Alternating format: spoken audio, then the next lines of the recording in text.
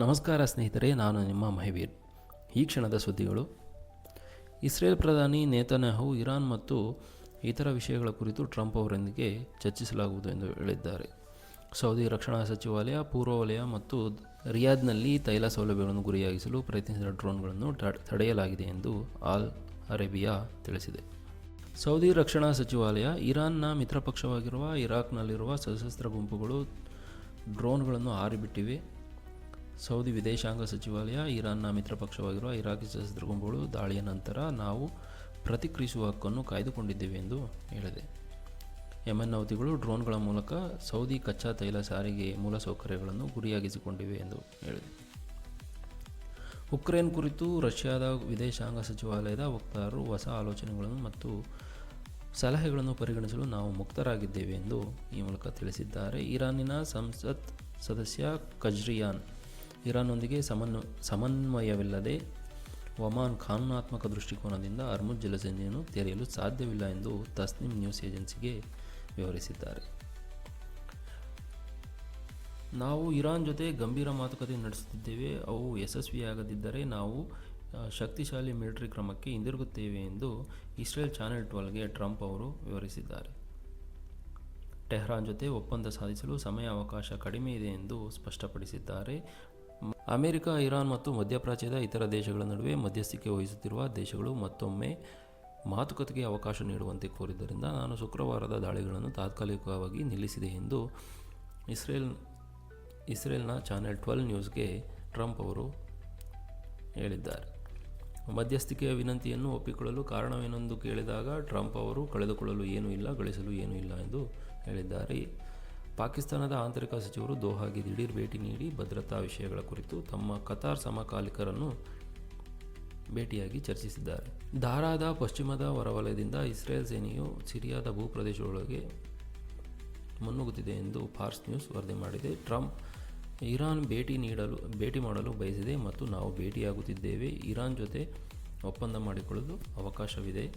Iran ತನ್ನ ಪ್ರತಿನಿಧಿಗಳ ಮೂಲಕ ಸಭೆಯನ್ನು ಕೋರಿದೆ. ಸೌದಿ ಅರೇಬಿಯಾ ಜೊತೆ ಒಪ್ಪಂದಗಳ ಬಗ್ಗೆ ಮಾತನಾಡಿಲ್ಲ ಎಂದು ಟ್ರಂಪ್ ಅವರು ಹೇಳಿದ್ದಾರೆ. ಪ್ರಾಮಾಣಿಕವಾಗಿ ಹೇಳುವುದಾದರೆ ನನಗೆ ಇನ್ನೂ ಹೆಚ್ಚಿನ ಮದ್ದುಗುಂಡುಗಳು ಬೇಕಿವೆ. ಸಾಕಷ್ಟು ಪೇಟ್ರಿಯಾಟ್ ಕ್ಷಿಪಣಿಗಳು ನಿರ್ಮಿಸಲಾಗುತ್ತದೆ. ಇರಾನ್ಗೆ ಉಪಗ್ರಹ ಚಿತ್ರಗಳನ್ನು ಕಳಿಸುತ್ತಿದ್ದಾರೆ ಎಂದು ಪುಟಿನ್ ಅವರನ್ನು ಕೇಳುತ್ತೇನೆ. ರಷ್ಯಾ ಇರಾನ್ಗೆ ಸಹಾಯ ಮಾಡುತ್ತಿದೆ ಎಂಬ ಊಹಾಪೋಹಗಳ ಬಗ್ಗೆ ಪುಟಿನ್ ಅವರನ್ನು ಪ್ರಶ್ನಿಸುತ್ತೇನೆ. ಇನ್ನು ಮುಂದುವರೆದು, ರಷ್ಯಾ ಇರಾನ್ಗೆ ಚಿತ್ರಗಳನ್ನು ಕಳಿಸುತ್ತಿದೆ ಎಂದು ನಾನು ಭಾವಿಸುವುದಿಲ್ಲ ಎಂದು ಟ್ರಂಪ್ ಅವರು ಈ ಕ್ಷಣದಲ್ಲಿ ಹೇಳಿದ್ದಾರೆ. ವೆನೆಜುವೆಲಾದಿಂದ ಬರುವ ಹಣವನ್ನು ಸೇನೆಗೆ ಬಳಸಬಹುದು ಎಂದು ಟ್ರಂಪ್ ಅವರು ಉಲ್ಲೇಖಿಸಿದ್ದಾರೆ. ಇರಾನ್ ಮಾಡಿದ ಹಾನಿಗೆ ಪರಿಹಾರ ನೀಡಲು ನಾವು ಅವರ ಹಣವನ್ನೇ ಬಳಸುತ್ತೇವೆ ಎಂದು ಈ ಸಂದರ್ಭದಲ್ಲಿ ಟ್ರಂಪ್ ಅವರು ಹೇಳಿದ್ದಾರೆ. ನಮ್ಮ ಬೆಂಬಲವಿಲ್ಲದೆ ಇಸ್ರೇಲ್ ಬದುಕಿ ಉಳಿಯಲು ಸಾಧ್ಯವಿಲ್ಲ ಎಂದು ಟ್ರಂಪ್ ಅವರು ವ್ಯಂಗ್ಯವಾಡಿದ್ದಾರೆ.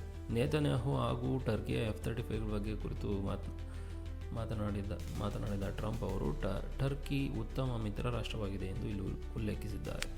ಅಮೆರಿಕದ ಅಧಿಕಾರಿಯೊಬ್ಬರು ಇರಾನ್ ಮತ್ತು ಅಬ್ರಾಮ್ ಅಕಾರ್ಡ್ ಕುರಿತು ನೇತನ್ಯಾಹು ಅವರೊಂದಿಗೆ ಟ್ರಂಪ್ ಅವರು ಚರ್ಚೆ ಮಾಡಲಿದ್ದಾರೆ ಎಂದು ಹೇಳಿದ್ದಾರೆ. ಇನ್ನು ಇರಾನ್ ಸೆಂಟ್ರಲ್ ಕಮಾಂಡ್ ದಿಗ್ಬಂಧನದ ಯಾವುದೇ ಪ್ರಯತ್ನವು ಸಂಘರ್ಷವನ್ನು ತೀವ್ರಗೊಳಿಸುವುದಕ್ಕೆ ಸಮಾನವಾಗಿರುತ್ತದೆ ಎಂದು ಐರಾನಿಯವರಿಗೆ ಹೇಳಿದ್ದಾರೆ. ಟ್ರಂಪ್ ಇರಾನ್ ಹೇಳುತ್ತಿದೆ, ದಯವಿಟ್ಟು ದಿಗ್ಬಂಧನ ಬೇಡ ಎಂದು ವ್ಯಂಗ್ಯವಾಡಿದ್ದಾರೆ. ಯೆಮೆನ್ನ ವಿದೇಶಾಂಗ ಸಚಿವ ನಾಮನಿರ್ದೇಶಿತ ಅಫ್ರಾಹ್ ಅಲ್ ಜೌಬ್ ಅವರು ಮಿಥ್ಯ ಬೆಂಬಲ ಅಂದರೆ ಸೇನಾ ಬೆಂಬಲ, ಸಿಬ್ಬಂದಿ ಹಣ ಮತ್ತು ಶಸ್ತ್ರಾಸ್ತ್ರಗಳ ಕೊರತೆಯನ್ನು ನೀಗಿಸಲು ಹೌದಿಗಳು ಇರಾನ್ನಿಂದ ನೇರ ವಿಮಾನಗಳನ್ನು ಬಯಸುತ್ತಿದ್ದಾರೆ ಎಂದು ಈ ಕ್ಷಣದಲ್ಲಿ ಆರೋಪಿಸಿದ್ದಾರೆ.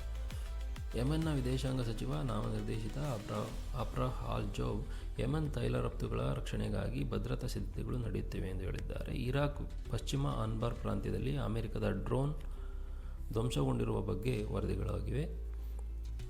ಇರಾಕ್ ರಾಷ್ಟ್ರೀಯ ಭದ್ರತಾ ಸಲಹೆಗಾರ ಅವರು ಉಕ್ರೇನಿಯನ್ ಗುಪ್ತಚರ ಕೋಶಗಳು ಇರಾಕ್ನಲ್ಲಿ ದಾಳಿಗಳನ್ನು ನಡೆಸಿ ಆ ದಾಳಿಗಳನ್ನು ಪ್ರತಿರೋಧ ಗುಪ್ತಚರ ಪಡೆಗಳಿಗೆ ಆರೋಪಿಸುತ್ತಿವೆ. ಇಲ್ಲಿಯವರೆಗೆ ಈ ಕ್ಷಣದ ಸುದ್ದಿಗಳನ್ನು ನೋಡಿದೆವು. ಮುಂದೆ ಇನ್ನೂ ಹೆಚ್ಚಿನ ಸುದ್ದಿಗಳಿಗಾಗಿ ಮಹಿವೀರ್ KSP ಚಾನಲನ್ನು ಸಬ್ಸ್ಕ್ರೈಬ್ ಮಾಡಿ, ಲೈಕ್ ಮಾಡಿ. ಧನ್ಯವಾದಗಳು.